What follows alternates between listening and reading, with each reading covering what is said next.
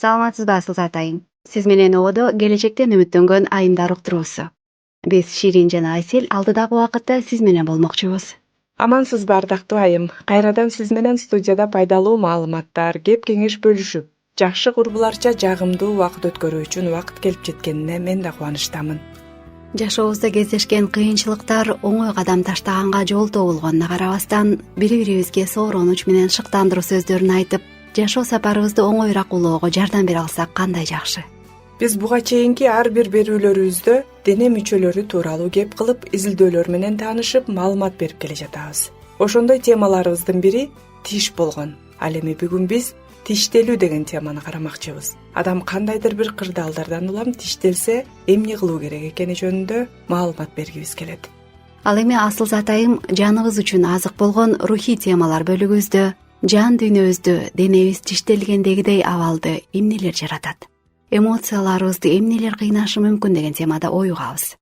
Кымбаттуу айым, Кудай камкор экендигин билесизби? Биз аны бизден өтө эле алыс жакта, тактыда отуруп алып, биз менен иши жоктой элестетпешибиз керек. Бул андай эмес. Бүгүн да анын биздин жашообузга канчалык деңгээлде кийлигишери тууралуу чындыктарды угабыз. Эмесе келечектен үмүттөнгөн айымдар уктуруусуна кулак түрөлү. Мен арылардын чабуулуна жана денемдин бир капталын бүт чагып алуусуна биринчи жолу талаада иштеп жүрүп дуушар болгом. Арылардын уюгу бар экенин билбей эле кыймылдаганда тийип алсам керек. Мага ошол убакта сансыз көптөй сезилген. Бир учурда бир нече жеримди чагып алышты. Ошого байланыштуу денемдин оорубаган жери жоктой сезилди. Дагы жакшы, аллергиям болсо ошол жерден эле кете бермекмин деп ойлойм. Ушул алдыдагы 2 аптада биз сизди кымбаттуу курбум ит тиштегенде же аары чакканда кандай чараларды көрүү тууралуу маалыматтар менен тааныштыргыбыз келет. Адам адатта кошуналардын же башкалардын ит мышыктарынын тиштеп же тытып алуусуна көп дуушар болушат эмеспи? Эгер сиз көчөдө жүргөн иттин же башка жаныбардын чабуулуна калган болсоңуз жана дарылоого көңүл бурбай койсоңуз, ошол коркунуч жаратышы мүмкүн. Текшерилүү жана дарылануу маанилүү. Себеби тиштеп алган кутурган жаныбар болсо, анын аркасында тиштелген адамдын мээсине катуу зыян алып келүүчү олуттуу дарт, кутурма адамга өтөт.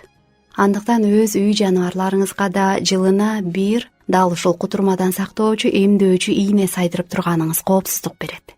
Ал эми адам адамды тиштесе эмне болот? Өзгөчө кичинекей балдар бири-бирин тиштеп алгандары көп кездешет.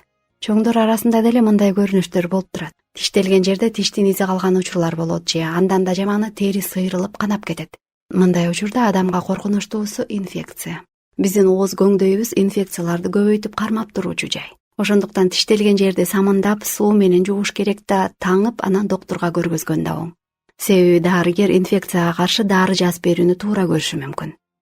Ал эми курт кумурска сыяктуулардын чагып алуусу да биздин жашоодо көп кездешет. Мисалы чиркейдин чагуусу тажатат. Бирок эгер адам алар аркылуу малярия же дагы башка оорунун түрлөрүн жугузуучу болсо, бул коркунучтуу, чынбы? Мындай оорулар биздин аймактарда кездешпейт. Албетте, бирок коркунучтан качуунун жолдорун издеген жакшы. Маселен, чагып алуучу курт кумурска чиркейлерден оолак, уктоо шарттарын түзүү керек. Тор же марли сыяктуу материалдар менен тосуп алган жакшы. Жогоруда мен айта кеткенимдей, аарылардын чабуулунда калууда көп кездешет. Бирок аарылар ооруларды жуктуруучулардан болбосо да, алардын чагып алуусунан уулуу нерсе бөлүнүп, кээ бир адамдарга коркунуч алып келиши мүмкүн. Аарылардын ар түрлөрүнүн жана кээ бир чоң кумурскалардын уусу бирдей болот. Ушундай чагып алуулардан адатта дене кычышат, дене аллергиялык реакция кылуусу мүмкүн, чагылган жер шишийт жана 1-2 күндө тарап кетет. Бирок 15% адамдар үчүн өмүрүнө коркунуч туудурган аллергия пайда кылуусу мүмкүн. Мындай учурда симптомдор 5 мүнөт ичинде эле билинет. Крапивница менен коштолот, көздөр, эриндер, тамактын ички бөлүгү да шишип кетет. Тамактын шишүүсү дем алууну татаалдаштырып, астманы же кырылдоо дабышты пайда кылышы мүмкүн. Ошондой эле баштын айлануусун, чаташууну, кусууну, эс учту жоготууну байкоого да болот. Бир нерсенин чагып алуусунан же тиштеп алуусунан кийин адамда ушул симптомдор байкалса, сөзсүз дарыгерге кайрылуу керек. Ал эми аллергиясы бар адамдар ар дайым өздөрү менен дары-дармек салынган кутучаны жанында алып жүргөнү жана жакындарын кайсы дары эмне үчүн же кайсы каражатты кандай колдонуу керектигин үйрөтүп койгону оң. Биз кийинки берүүбүздө да бир нерсеге чактырып же тиштетип алганда адам өзүнө же кимдир бирөөгө кандай жардам берүү керектиги тууралуу сүйлөшөбүз. Чактыруу же тиштетүү жөнүндө укканда айлана тегерегибизге чочулоо менен карай баштайбыз, чынбы? Өзгөчө жайкысын чаккан чиркейлер, арылар, курт-кумурска, жөргөмүчтөр, бирок бир саамга ой жүгүртүп көрсөк, булардын баарын Кудай жараткан. Чиркейлердин эмне максат менен жаралганын билбейм. Бирок арылардын биздин жашоодо орду өтө чоң. Алар жаз келгенден эле өсүмдүктөр дүйнөсүндө чоң өзгөрүүлөрдү, чаңдаштыруу менен гүлдөтүү иштерин башташат эмеспи? Жемиш бактарын, башка дагы дан азыктарын өсүп, жемиш-дан байланышына зор салым кошушат. Бул жер бетине эч бир нерсе бекеринен же капысынан жаралып калган эмес. Курт-кумурскалардын ар түрүнүн дүйнөсүнө бир азга эле үңүлүп карай турган болсок, кудуреттүү, улуу Кудайдын чексиз күч-кубатына таң калабыз.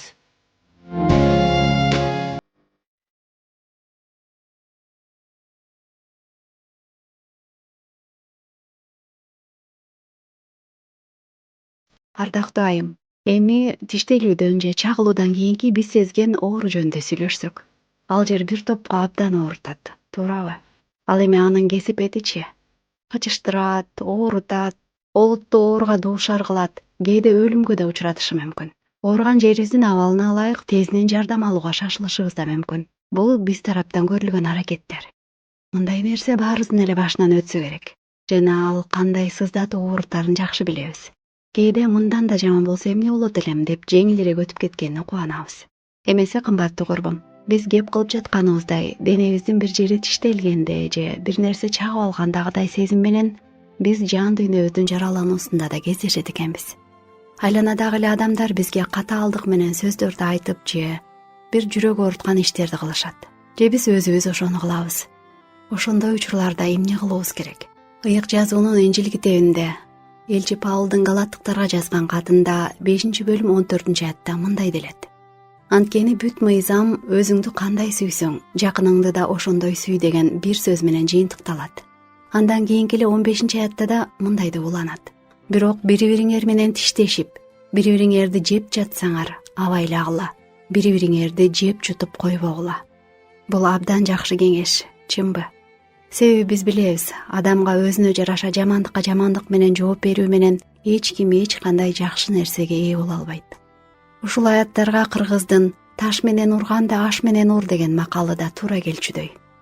Бизге жамандык кылган адамга жамандык ойлоп таап кылуу учурунда чындыгында биз өзүбүз көп жоготууга, жамандыкка чалдыгат экенбиз. Демек башкалар бизге кыйынчылык алып келгенде эмне кылуубуз керек? Ыйык жазуу жашообуздун ар кырдаалдарына маанилүү жана акылмандуу жоопторду бере алат эмеспи? Инжил китебинде Римдиктерге катта 12-бөлүм 14-аятта силерди куугунтуктагандарга бата бергиле, каргабагыла. Ал эми 17-21-аяттарда жамандыкка жамандык менен жооп бербегиле. Тескерисинче баардык адамдардын алдында жакшылык кылууга аракеттенгиле. Мүмкүн болушунча баардык адамдар менен тынчтыкта болгула. Сүйүктүүлөр, өзүңөр үчүн өч албагыла. Тескерисинче Кудайдын каарына орун бергиле. Анткени ыйык жазууда Теңир мындай дейт: Өч меники, мен тиешесин берем деп жазылган. Душманың ачка болсо аны тойгуз, суусап турса суусунун кандыр. Анткени ушундай кылуу менен сен анын башына чок үйөсүң. Жамандыкка жеңилбе, тескерисинче жамандыкты жакшылык менен жең. Албетте муну аткаруу кандай кыйын. Буга күчтү кайдан алабыз? Ооба, туура айтасыз. Мен да адам өз алдынча, өз күчү менен бул айтылгандарды аткара албайт деп ойлойм. Биздин табиятыбызга таандык нерсе бул кайра жооп кайтаруу, өзүнө жараша тиешесин берүү.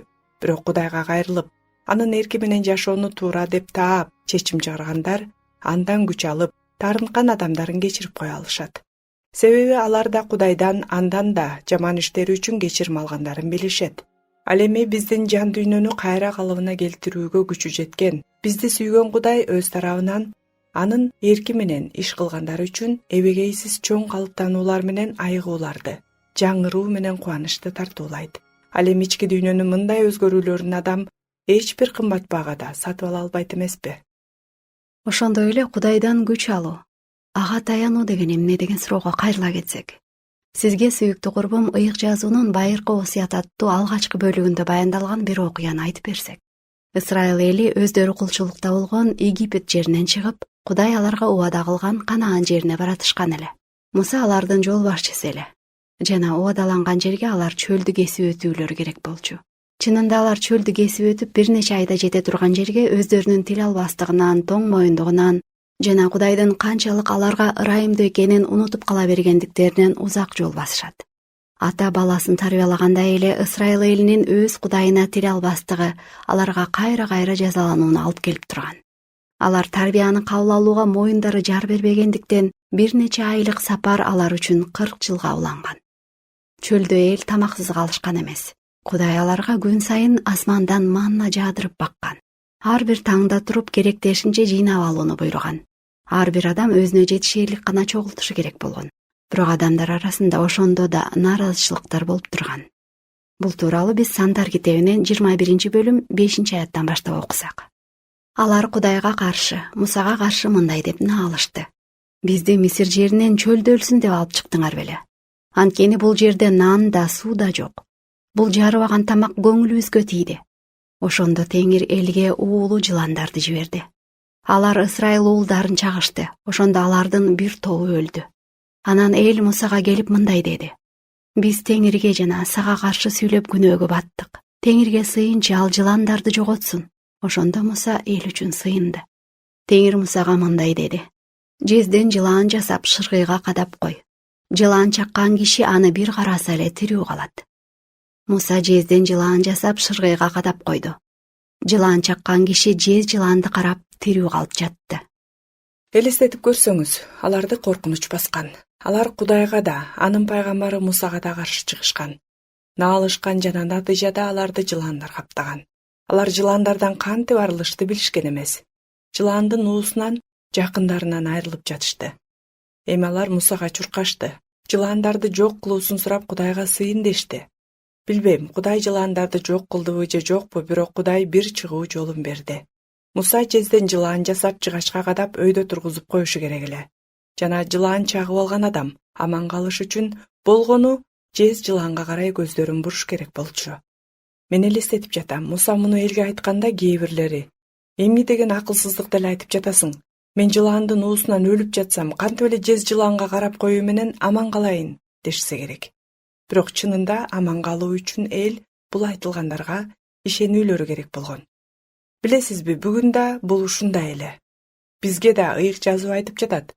Күнөөлөрүңдөн кечирим алып, төөлүк өмүргө ээ болууң үчүн айкаш-чыгачта бир убакта адамзат үчүн өмүрүн берген Ыйса Машаякка кара. Башкача айтканда, кайрыл. Кээ бир адамдар үчүн бул өтө жөнөкөй жол көрүнүп, ишене алышпайт. Ыйса Машаяк да жердеги жашоосунда ошол эле Ысрайыл элинин арасында жашаган. Жана азыркы кеп болуп жаткан жылаан жөнүндө мындай деген.